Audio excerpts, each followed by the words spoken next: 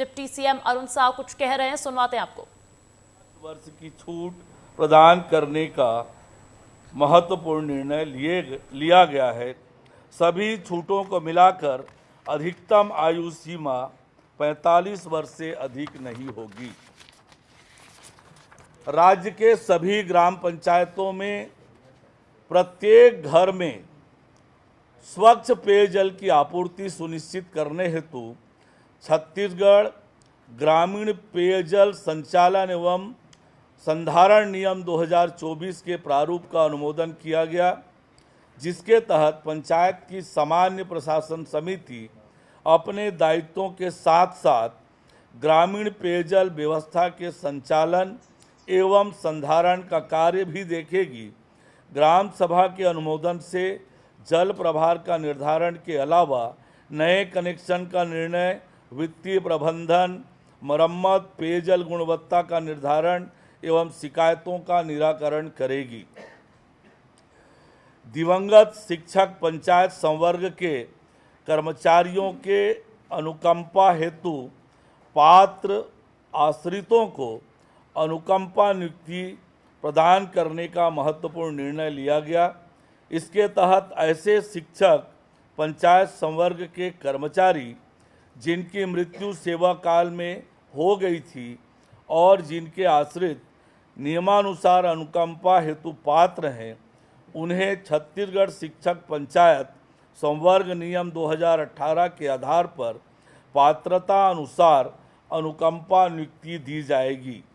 ऐसी स्थिति में स्कूल शिक्षा विभाग के से पद पूर्ति के लिए पंचायत एवं ग्रामीण विकास विभाग को पद प्रदाय करने के पूर्व के आदेश को शिथिल करने का निर्णय भी लिया गया है, ताकि दिवंगत के पात्र आश्रितों को अनुकंपा नियुक्ति प्रदान की जा सके।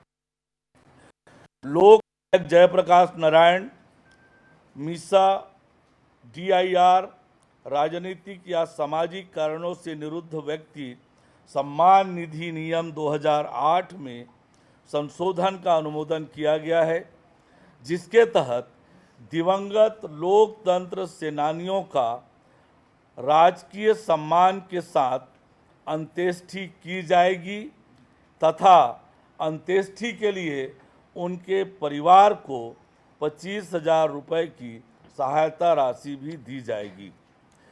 देसी विदेशी मदिरा बोतलों पर चस्पा किए जाने वाला होलोग्राम में अधिक सुरक्षात्मक फीचर उपलब्ध कराने के लिए भारत सरकार के उपक्रम भारत प्रतिभूति मुद्रणालय, नासिक रोड, महाराष्ट्र से होलोग्राम क्रय करने का निर्णय लिया गया है। छत्तीसगढ़ राज्य की औद्योगिक नीति 2019-24 के तहत steel down stream projects, ethanol इकाइयों एवं कोर सेक्टर के सीमेंट उद्योगों के लिए विशेष निवेश प्रोत्साहन पैकेज के निर्धारण का अनुमोदन भी आज के मंत्रिपरिषद की बैठक में लिया गया। Thank you. Deputy CM Arun Sao को सुन रहे थे आप, जिन्होंने कैबिनेट बैठक खत्म होते ही प्रेस कॉन्फ्रेंस की है, तमाम जानकारी भी साझा की है। बड़ी जानकारी ये मिल रही है कि धान खरीदी 14 नवंबर से की जाएगी, जो कि 31 जनवरी तक जारी रहेगी। इसी के मान से होगा और अनुमान है कि 160 लाख मीट्रिक टन धान की खरीदी होगी। पुलिस भर्ती को लेकर भी कोई चर्चा हुई है, क्योंकि 5 साल वायु सेना में तो फेरबदल किया गया है। निश्चित रूप से चर्चा हुई है और सब आपको पता चलेगा। तो कांग्रेस नेता सूरजपुर मामले में का सहयोगी बताया जा रहा है। देखिए, जैसे अब तक आपके ध्यान में आया है, आपने देखा है कि किस प्रकार से कांग्रेस पार्टी का रुख रहा है राज्य की शांति व्यवस्था में खलल डालने का, चाहे वो बलौदा बाजार का मामला हो, सूरजपुर का मामला हो, और पर राज्य सरकार कानून व्यवस्था की स्थिति को लेकर गंभीर है। जो भी अपराधी सबूत मिलेगा उस पर कठोर कार्रवाई की जाएगी। किसी भी अपराधी को बख्शा नहीं जाएगा। कानून व्यवस्था के साथ खिलवाड़ करने की इजाज़त किसी को नहीं होगी।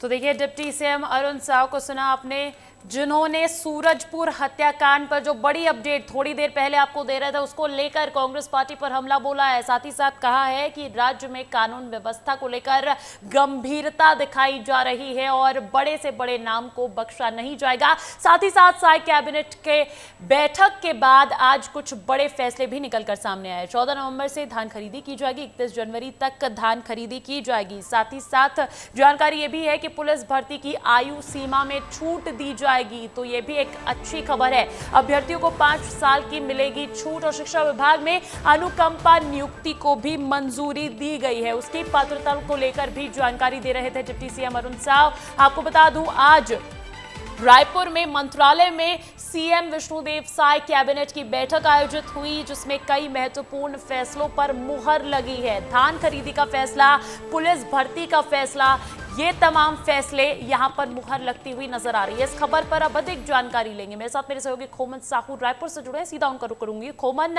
हम सुबह से ही कयास लगा रहे थे कि आखिर क्या कुछ ऐसे फैसले हैं जो इस कैबिनेट बैठक में निकलकर सामने आएंगे। तब भी आपसे ही सवाल पूछा था मैंने और बोला था नजर बनाए रखिएगा। क्या कुछ आपकी जानकारी में कैबिनेट के फैसलों में निकलकर सामने आया है? देखिए अंजलि, सबसे बड़ा फैसला यही है कि 14 नवंबर से छत्तीसगढ़ में धान की खरीदी की जाएगी और 160 लाख मीट्रिक टन धान की खरीदी छत्तीसगढ़ सरकार करने वाली है। इसका फैसला जो है आज की कैबिनेट में हुआ है। इसके अलावा जो इलेक्ट्रॉनिक तौलने की जो मशीन है उससे धान खरीदी किया जाएगा। इसके अलावा जो बरदाने की खरीदी है वो बड़ी मात्रा में छत्तीसगढ़ सरकार करने वाली है। इसके अलावा अगर बात की जाए तो डाटा ऑपरेटरों की जो प्रति माह देने की घोषणा जो हुई थी उसको लेकर भी फैसला लिया गया है। इसके अलावा जो विशुद्ध रूप से राजनीतिक आंदोलनों के दौरान जिन कार्यकर्ताओं पर एफआईआर दर्ज किया गया था उसको वापस लेने का भी फैसला इस कैबिनेट की बैठक में हुआ है। अंजलि, इसके अलावा अगर बात की जाए तो प्रत्येक ग्राम पंचायतों में स्वच्छ जल जो है उपलब्ध कराने का निर्णय भी साय सरकार ने लिया है। चूंकि लगातार गाँवों को स्वच्छ जल नल जल योजना के तहत जल पहुंचाने का काम छत्तीसगढ़ सरकार कर रही है। आने वाले दिनों में गांव के घर घर तक पहुंचाने का निर्णय लिया गया है। तो कई ऐसे महत्वपूर्ण निर्णय हैं जो लिए गए हैं आज। इसके अलावा अगर बात की जाए तो औद्योगिक नीति को लेकर जो इस तरीके से बताया गया था आने वाले दिनों में उद्योग नीति भी लागू किया जाएगा, उस पर भी कहीं ना कहीं आज चर्चा हुआ है। तो कुल मिलाकर अगर देखा जाए तो धान खरीदी एक प्रमुख रूप से निकलकर सामने आया कि 14 नवंबर से धान की खरीदी की जाएगी और 31 जनवरी तक ये धान खरीदा जाएगा। 160 लाख मीट्रिक टन जो है धान खरीदने की तैयारी छत्तीसगढ़ सरकार ने कर रखी है। बहुत महत्वपूर्ण निर्णय जो है और फैसला जो है वो निकलकर सामने आया है। 160 लाख मीट्रिक टन की खरीदी की तैयारी छत्तीसगढ़ सरकार ने कर रखी है। जैसा कि जानकारी आप दे रहे हैं कि धान खरीदी प्रमुख मुद्दा रहा है इस कैबिनेट बैठक में। बहुत बहुत शुक्रिया तमाम जानकारी के लिए। तो देखिए, बड़ी जानकारी यही है कि साय कैबिनेट के बाद तमाम फैसले निकल कर आए, जिसमें से धान खरीदी, पुलिस भर्ती और अनुकंपा नियुक्ति, ये मुख्य बातें रही।